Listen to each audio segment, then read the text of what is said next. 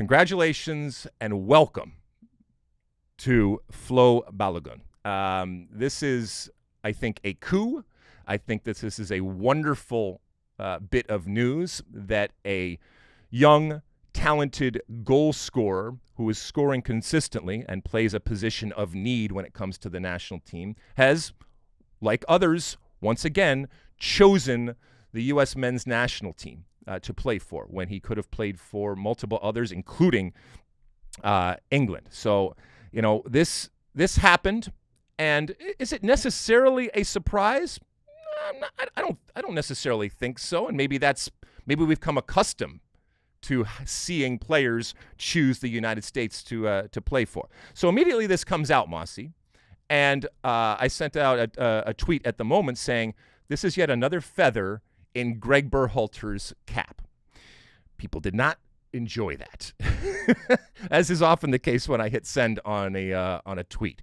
And it was interesting to see the reaction when I had the audacity to give credit to Greg Berhalter, to even associate this with Greg Berhalter. And Mosse, you know, there are the in politics, it's, you know, the never Trumpers or whatever. There are the never Gregors out there, that it doesn't matter what happens, it doesn't matter how positive, he deserves absolutely no credit, and basically they would rather him go away and not be heard of ever again.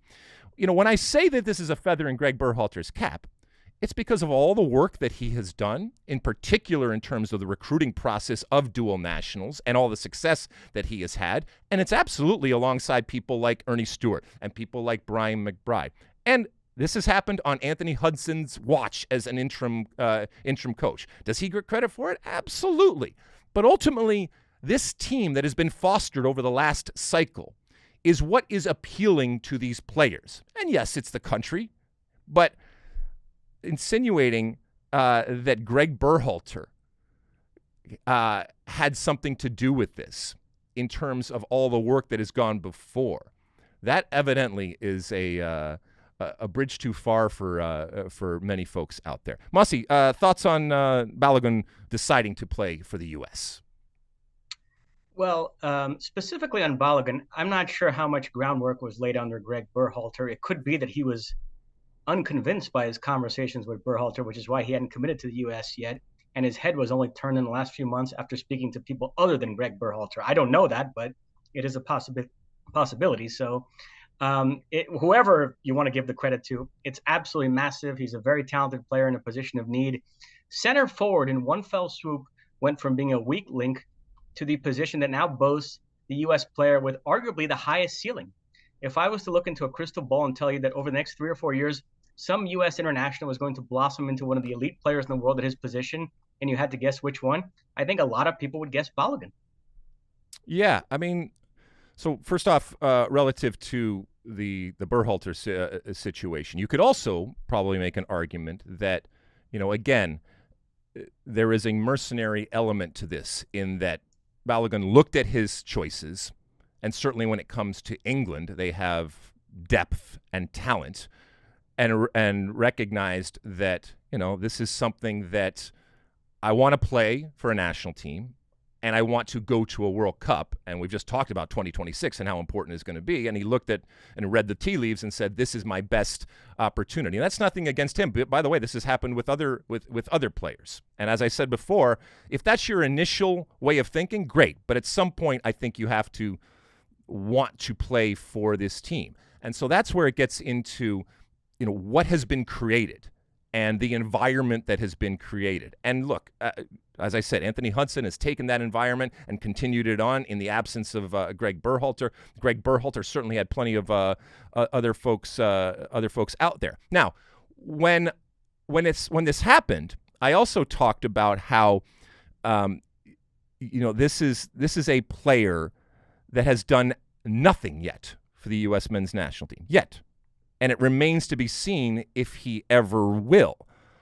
And yes, we should celebrate and be happy. And I'm not raining on anybody's parade when it comes to Balogun or anybody else that decides it. But again, I had the audacity to say, hey, listen, this might not work out. I hope that it does, but it might not work out. He might not be the savior that we all want. And let's be honest, we all want it. We all want somebody to come in and lead this team to the promised land and do the most difficult thing that is done in the game, which is score goals. And since we have not had a great wealth of talent when it comes to goal scorers, it's understandable that people are all jacked up about this player. But, we've been fooled before.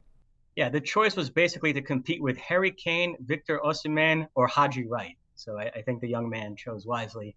But what I find interesting is, for all the talk about U.S.-Mexico recruitment battles, the U.S.'s biggest dual national pickups in recent years have come from Europe, and particularly England, with Mosse, Balogun, and Anthony Robinson. I'm not as high on Zendejas as others. I think he's just a nice depth piece. Mm-hmm. So in terms of real move-the-needle, starting caliber, significantly elevate the quality of a position guys, it's been really those three I mentioned: Balogun, Mosse, Anthony Robinson, and obviously Serginho Dest, who they beat out the Netherlands for him. So it is interesting. I know the U.S.-Mexico battles get a lot of attention because of the rivalry component of it, bragging rights, but I actually think the biggest pickups have come from elsewhere. Yeah, I mean, but they come, and not only are you winning them in this recruiting war that happens, but these, as you said, these aren't depth pieces. These are now starters. You like that clip? Well, my State of the Union podcast drops every week. Subscribe now on Apple Podcasts, Spotify, or wherever you get your podcasts. You like that clip? Well, my State of the Union podcast drops twice a week right here on my very own YouTube page. The only way to stay up to date is to hit that subscribe button down below. Size the day, and see you soon.